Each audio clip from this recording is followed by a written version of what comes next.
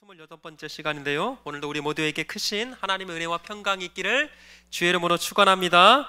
오늘 본문은 너무나 유명한 말씀이라서요, 설교를 아주 많이 들었던 그런 내용이라고 생각이 들어집니다. 그래서 오늘 본문의 내용을 간단하게 정리하면 이렇습니다. 지금 예수님과 제자들이 함께 탄 배가 엄청난 풍랑, 엄청난 광풍을 만나게 된 것입니다. 그 광풍 앞에서 지금 이 12명의 제자들이 나름대로 살기 위해서 발버둥을 쳤지만 그 광풍을 어찌할 수가 없었던 거예요. 그러다가 고물에서, 그러니까 배의 끝자락을 말하는 거예요, 고물에서 베개를 베고 주무시는 예수 그리스도를 깨우게 되었고, 그 예수님께서 바람과 파도를 향해서 꾸짖자 바람과 파도가 한순간에 잔잔하게 되었더라 라고 하는 그런 유명한 말씀입니다. 오늘 이 본문의 말씀을 두 번, 세 번에 걸쳐서 말씀을 좀 나누려고 하는데, 그런데 이 본문의 말씀을 묵상하면서 들었던 몇 가지 의문점들이 있었어요. 한번 잘 들어보세요. 첫 번째입니다.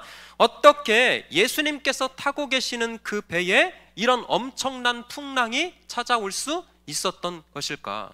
아니, 지금 하나님의 아들, 만왕의 왕 되신 창조주 되신 그 하나님이 이 배에 타고 있었는데 어떻게 광풍이 찾아올 수 있었는가?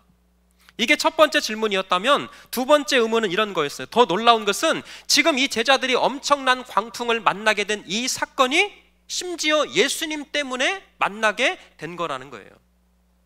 자, 35절 한번 다시 띄워주실래요? 35절에 보시면, 자, 그날 저물 때에 제자들에게 이르시되 우리가 어디로 건너가자? 저편으로 건너가자. 그러니까 보세요, 우리가 저편으로 건너가자. 지금 제자들은 예수님께서 말씀하시는 대로 순종해서 배를 탄 것이 전부였습니다.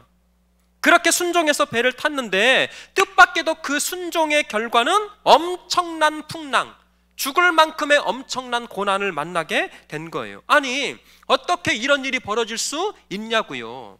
말씀대로 순종했잖아요.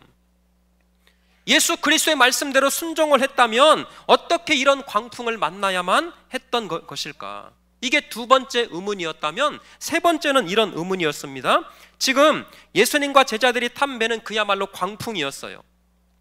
37절에 보시면 그렇게 표현하고 있습니다. 그런데 이 광풍이 얼마나 거셌던지 보세요. 물결이 배에 부딪혀 들어와 그 다음 배에 어떻게 해요? 가득하게 되었더라. 자, 보세요. 머릿속에 한번 담아보세요. 지금 엄청난 광풍이 몰아닥쳐서 예수님과 제자들이 탄 배가 침몰할 위기에 처해 있어요. 그리고 그 바다의 물결이 배 안에 가득하게 되었습니다. 근데 세 번째 의문점, 질문. 아니, 이렇게 광풍이 일어나는 그런 상황 가운데 어떻게 예수님은 편안하게 주무실 수 있었을까?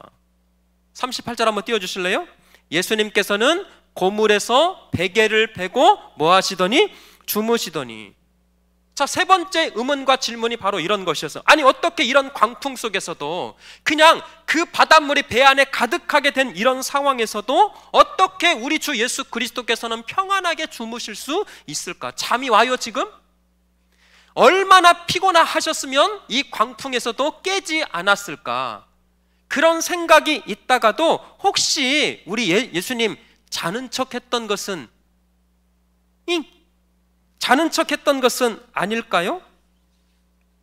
왜냐하면 그 엄청난 광풍과 풍랑 속에서 지금 바다의 물결이 들어와서 배 안에 가득하게 된 상황에서도 어떻게 평안하게 주무실 수 있었을까? 그러면 세 번째 의문이 이거예요. 그렇게 광풍 속에서도 편안하게 주무시는 이 예수 그리스도의 모습은 우리 성도들에게, 우리 구의중앙교회 성도들에게 어떤 메시지를 지금 던져주고 싶었던 걸까?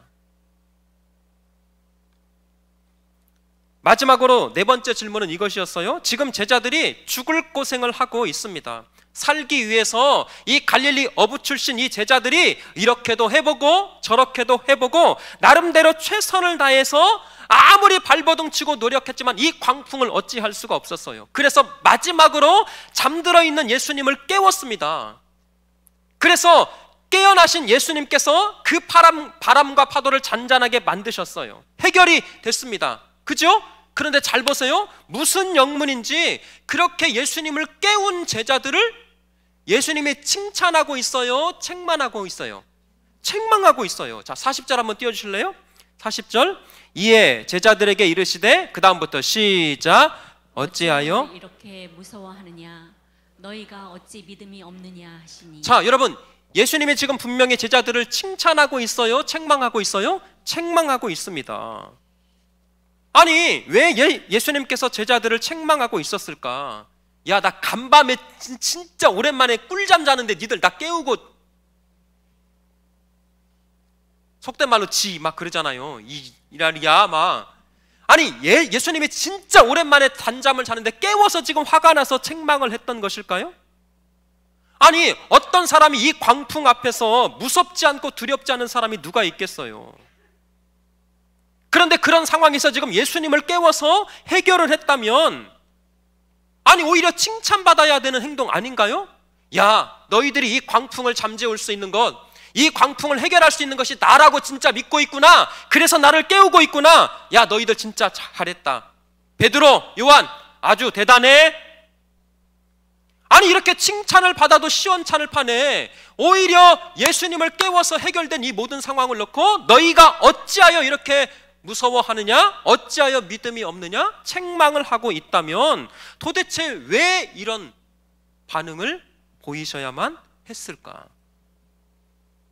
자, PPT 한번 띄워주실래요? 제가 4가지로 이렇게 정리를 다 했습니다. 이거 아니요. PPT 4가지를 꼭 기억하세요. 왜 말씀대로 순종을 했는데 광풍을 만났을까?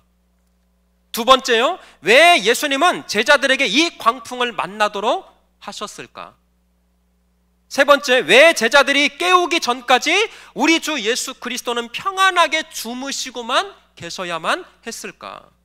그리고 마지막 4번째 질문입니다. 왜 예수님은 제자들을 이 믿음이 없다라고 책망을 하고 계셨을까? 자, 넘겨주시고 이제 이 4가지에 대한 질문을 말씀을 통해서 2번, 3번 말씀을 통해서 하나씩 살펴보기를 원하는데, 오늘은 개론적인 부분에서 중요한 키워드 하나만 제가 설명을 드릴 거예요. 자, 이 모든 4가지 질문을 먼저는 한꺼번에 해결할 수 있는 중요한 키워드가 오늘 35절 본문에 있습니다. 자, 35절 한번 띄워주실래요? 다시 한번 읽어주세요. 시작. 그날 저물 때 제자들에게 이르시되 우리가 저편으로 건너가자 하시니. 아멘. 자, 35절을 잠깐 보시면 그날 뭐 할 때에? 저물 때에. 여러분, 이 한 단어가 너무나 중요한 것은 오늘 본문의 전체 말씀을 해결할 수 있는 중요한 표현이기 때문에 그렇습니다. 자, 그러니까 이제 저를 보세요. 오늘 설교가 절대 길지 않습니다. 그러니까 오늘 이 광풍을 만난 이 사건이 언제 일어났는가 봤더니 그날 뭐 할 때에? 저물 때에. 그러니까 밤에 일어난 거예요? 낮에 일어난 거예요? 다시 한번, 밤에 일어났어요? 낮에 일어났어요? 그 물어보는 게 등신이지요. 밤입니다. 아하, 지금 예수님과 제자들이 함께 탄 배가 광풍을 만났던 이 시간이 뜻밖에도 저물 때, 그러니까 밤 시간에 만난 것 맞아요. 그러면 자, 우리가 이분법적으로 지금 밤 시간에 엄청난 광풍을 만났다면 이 예수님과 제자들이 낮 시간에는 무슨 사건, 어떤 일이 있었는가? 자, 그것을 보기 위해서 4장 1절로 한번 가보시겠습니다. 4장 1절 한번. 자, 보세요. 예수께서 다시 바닷가에서 뭐 하시니? 자, 밑줄을 쳐놓으세요. 가르치시니 큰 무리가 모여들거늘 예수께서 바다에 떠있는 배에 올라 앉으시고 온 무리는 바닷가 육지에 있더라. 2절.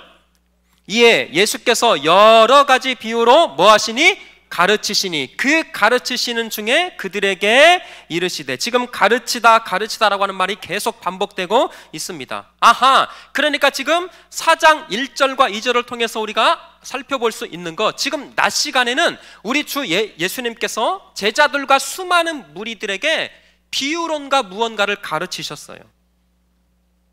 자, 4장 33절, 34절 한번 띄워주실래요? 33절. 예수께서 이러한 많은 비유로 그들이 알아들을 수 있는 대로 말씀을 또 뭐 하시되? 가르치셨어요. 자, 중요합니다. 34절. 이 비유가 아니면 말씀하지 아니하시고 다만 혼자 계실 때에는 자, 그 누구에게만?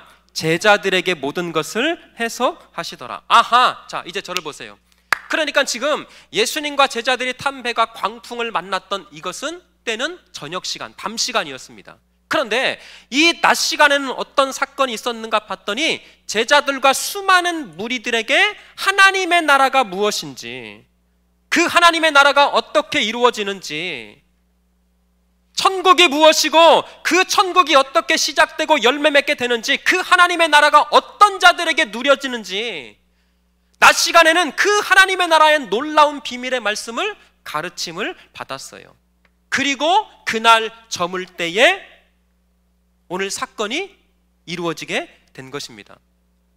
자, 여러분 이해가 되세요? 아직도 두 사람이 지금 도대체 뭔 소리야. 우리 구이중앙교회에 딱 부임을 하다 보니까 요양보호사 이 자격증을 가지신 분들이 참 많더라고요. 가지고 계신 분 한번 손 한번 이렇게 들어보실래요? 아, 부끄러운 거 아니에요. 이거 엄청 어렵습니다. 예, 손 내려주시고. 여러분, 요양보호사 자격증을 따기 위해서는 반드시 두 가지 공부를 해야 되더라고요. 아니, 요양보호사뿐만 아니라 자격증을 갖고 계신 분, 운전면허증까지. 자, 손 한번 들어보세요. 난 어떤 자격증이라도 갖고 있다. 대부분 다 갖고 계시네요. 손 내리세요. 대단한 사람입니다. 자, 저를 보세요. 자격증을 따기 위해서는 반드시 이론 공부도 해야 돼요. 맞아요, 틀려요? 요양보호사 자격증 그냥 주는 거 아니에요. 이론 공부해야 됩니다. 그런데 이론만 합격했다고 자격증 주는 것이 아니더라고요. 반드시 실습과 실기가 있어야 돼요. 맞아요, 틀려요? 여러분, 운전면허증을 따는데요, 실기 점수가 필요합니다. 그래서 1종 보통은 70점, 2종 보통은 몇 점이죠? 60점. 그러면 필기 합격했으니까 이제 운전할 수 있겠네? 운전면허증 발급해요, 안 해요? 아닙니다. 도로에 나가서 도로주행 실습 점수를 받아야지만 면허증이 발급이 되는 거예요. 자, 잘 따라오세요. 지금 오늘 본문에서 사랑하는 성도 여러분, 우리가 먼저 알아야 될 것이 이거예요. 지금 낮 시간에는, 지금 예수님께서 제자들과 무리들에게 낮 시간에는 하나님의 나라가 무엇인지, 그 하나님의 나라가 어떻게 자라고 어떻게 성장하고 그 하나님의 나라를 누가 들어가는지 하나님 나라에 대한 이론을 배웠다면, 지금 저물 때 이 밤 시간에는 그 하나님의 나라에 대한 실습을 하고 있었던 거예요.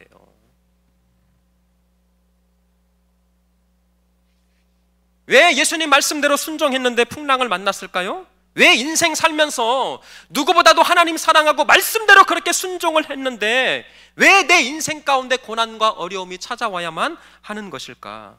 사랑하는 성도 여러분, 잘 들어보세요. 하나님 나라 백성이라면, 그 나라에 합당한 하나님의 나라의 백성이라면 절대 이론만으로는 자격증을 발급받을 수 없는 거예요. 그 하나님의 나라에 합당한 백성으로서 반드시 실습이 필요할진데,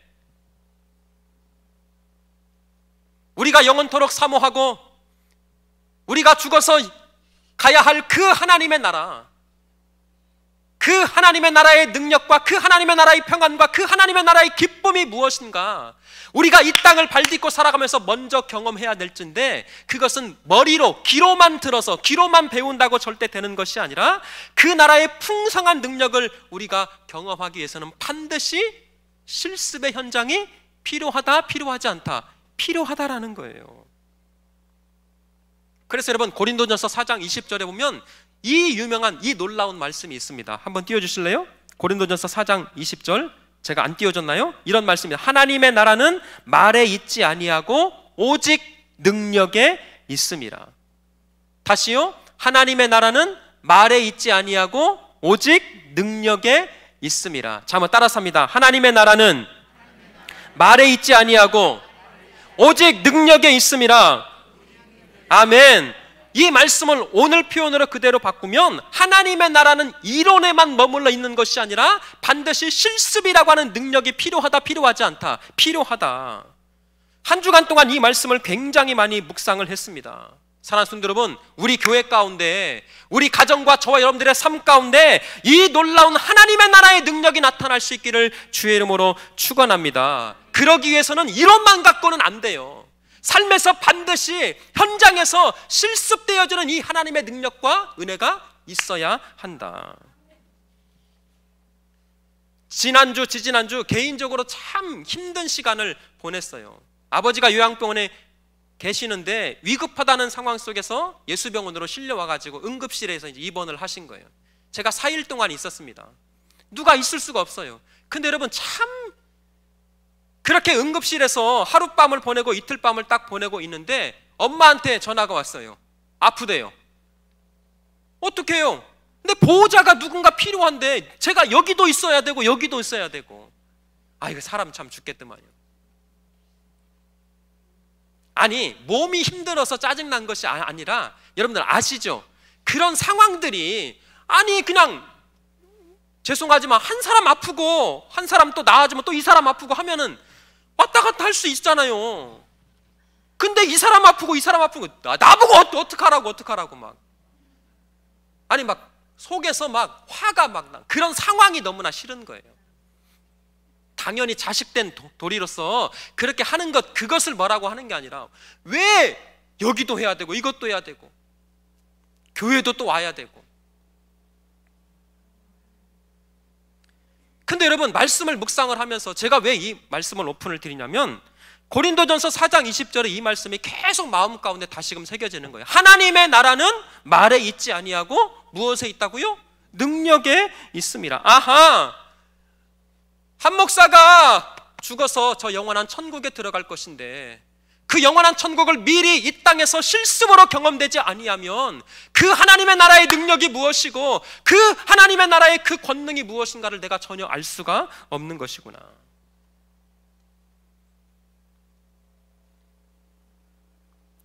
근데 여러분, 사랑하는 성도 여러분, 마음 가운데 또 이런 생각이 들었어요. 예수 믿으면서 그런데 전혀 고생을 하고, 아니 고생을 하려 하지 않는 거예요. 힘들고 어려운 신앙생활 하려고 하지 않습니다.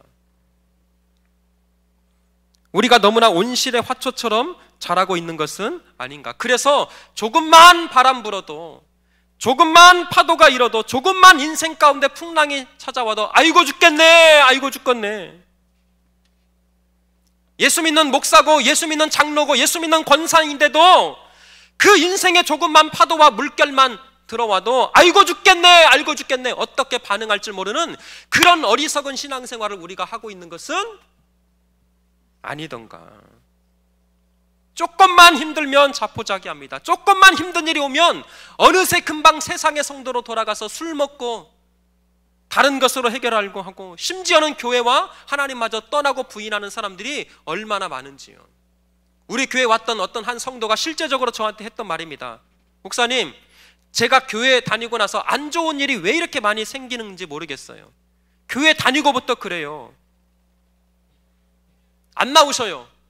이론으로 배울 때는 너무나 좋습니다. 예수 믿으세요. 예수 믿으면 행복합니다. 예수 믿으면 축복받습니다. 예수 믿으세요. 예수 믿으세요. 당신은 사랑받기 위해 태어난 사람. 이렇게 이론으로 배울 때는 너무나 기쁘고 너무나 행복해요. 그런데 그 삶의 현장에서 고난이라고 하는 실습이 딱 몰아닥치면 아유, 나 예수고 뭐고 교회고 뭐고 나는 싫습니다. 예수와 함께 배 타고 풍랑 만나느니 그냥 나는 예수 포기하고 그 배 안 탈래요.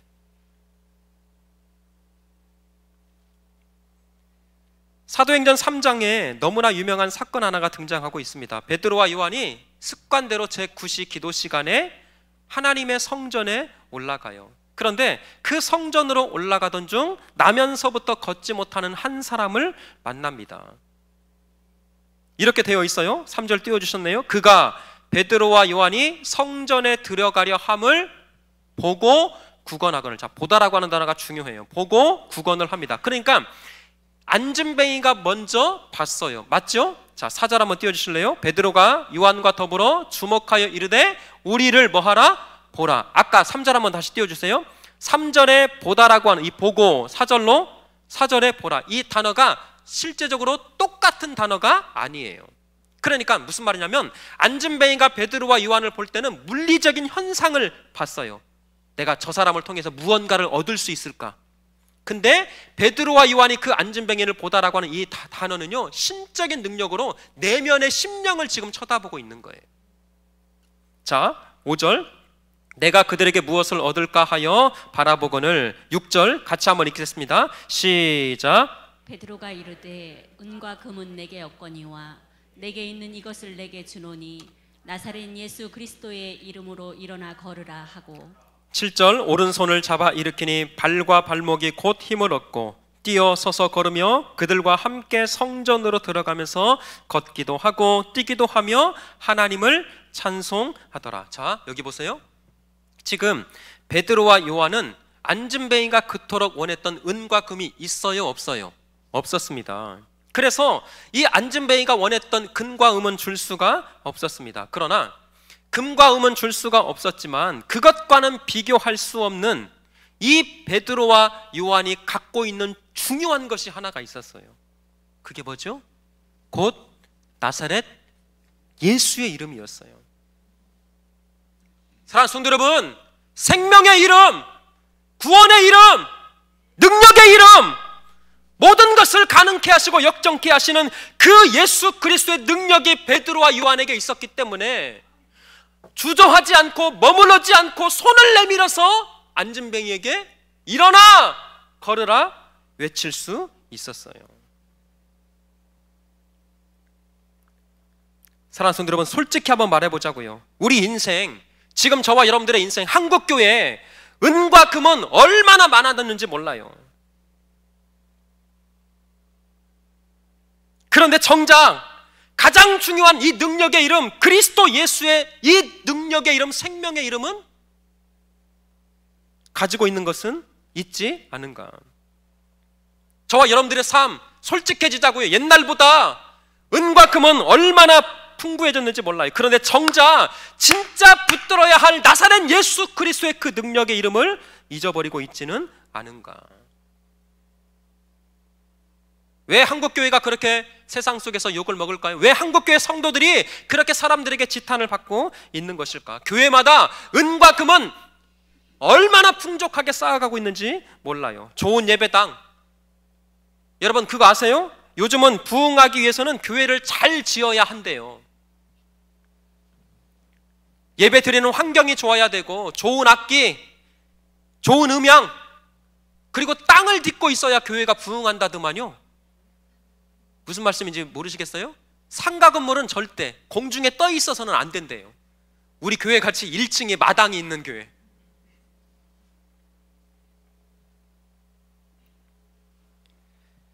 그래야 사람들이 더 편하고 더 안락하게 신앙생활을 할 수 있기 때문에, 주차시설도 좋아야 되기 때문에 그런 교회가 부흥할 수 있다. 다시요, 진짜 교회마다 은과 금은 많아지고 있는데 정작 가장 중요한 나사렛 예수 그리스도의 그 능력의 이름이 없다면 그거 무슨 소용이겠냐고요. 사람은요, 누구나 내가 가지고 있는 것을 줄 수밖에 없습니다. 예수의 능력, 예수의 이름을 가진 교회, 예수의 이 생명의 이름을 가진 사람이 그 생명의, 그 능력의 이름을 나눌 수가 있더라고요. 우리 구의중앙교회 여러분 솔직하게 고백되어져요. 우리 구의중앙교회가 120년의 역사를 자랑하고 있는데 진짜 예수 그리스도의 그 능력의 이름이 있는가? 우리의 신앙생활의 삶 가운데 한순간도 가장 붙들어고 가장 중요하게 붙들어야 할 나사렛 예수 그리스도의 그 능력의 이름이 과연 내 안에 있는가? 왜냐하면요, 이 구원의 이름, 이 생명의 이름, 나사렛 예수 그리스도의 이 능력의 이름이 없으면 자꾸 돈으로 일하려고 그러더라고요. 돈. 왜요? 하나님 나라의 이 능력의 경험이 없으니까. 이론으로만 배웠기 때문에 그 삶의 현장에서 그 하나님의 나라의 풍성한 능력과 그 기적이 무엇인가를 한 번도 경험한 적이 없기 때문에 자꾸 머리로만, 이론으로만 일하려고 하기 때문에. 다시요, 사랑하는 성도 여러분, 예수의 능력, 하나님의 나라의 이 능력을 우리 평생에 경험하는 그런 교회, 그런 성도들 될 수 있기를 주의 이름으로 축원합니다. 말로만 들어서는 안 돼요. 귀만 즐겁고 입으로만 신앙생활 하지 말고 하나님 나라의 그 능력이 무엇인가를 경험하고 제발 머뭇거리지 말고 주저하지 말고 게으르지 말고 우리의 남은 인생 가운데 하나님 나라의 그 놀라운 능력과 비밀을 삶의 현장에서 실습으로 경험되어지는 그런 은혜가 있기를 주의 이름으로 다시금 축원합니다. 여러분, 인생 살면서 피할 수 없는 것이 풍랑이더라고요. 하나님, 고난을 없이 하여 주시옵소서. 그렇게 아무리 기도해도 고난은 피할 수가 없습니다.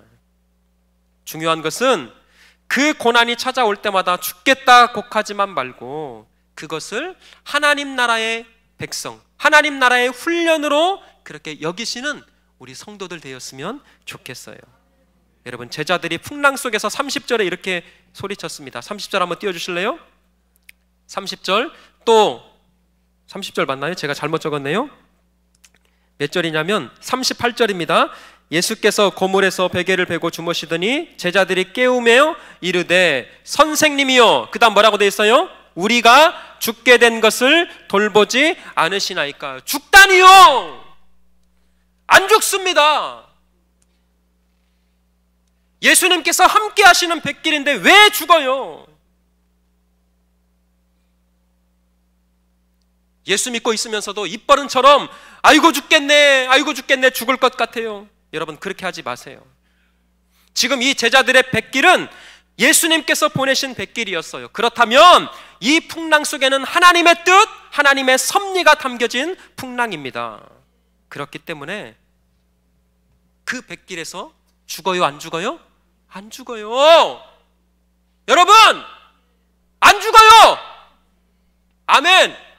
다시요. 여러분, 안 죽어요. 아멘. 마지막입니다. 이제 설교 끝났어요. 여러분 잘 들어보세요.